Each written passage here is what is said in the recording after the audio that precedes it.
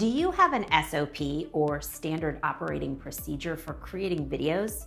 If you're nodding, yep. Keep watching. You may get some ideas for new steps to add.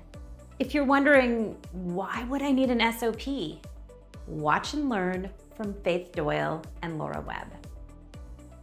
They built a 15-step SOP and they are offering it up to you so you can R&D it, rip off, and duplicate. Take a look at what they built. The first thing that jumps out is that each of the steps are clearly assigned to a person on their team. See those initials?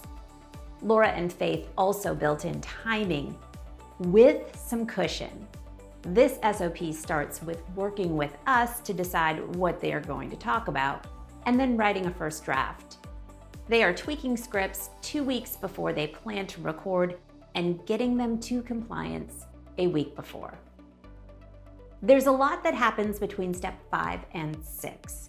That's when they are recording the video with the Idea Kit team and we are editing it. Those steps aren't included here because Faith and Laura know that we're taking all of that off their plate. The next steps cover their internal draft review and submitting the video to compliance. ES, aka Elena from their team, takes care of that.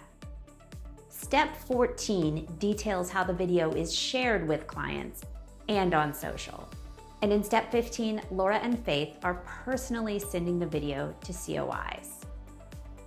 Your team's SOP won't be a carbon copy, but clearly assigning tasks and timeframes to the steps is the secret to making it easy to follow, repeatable, and successful. Ready to make video marketing part of your routine? Get started with Idea Kit.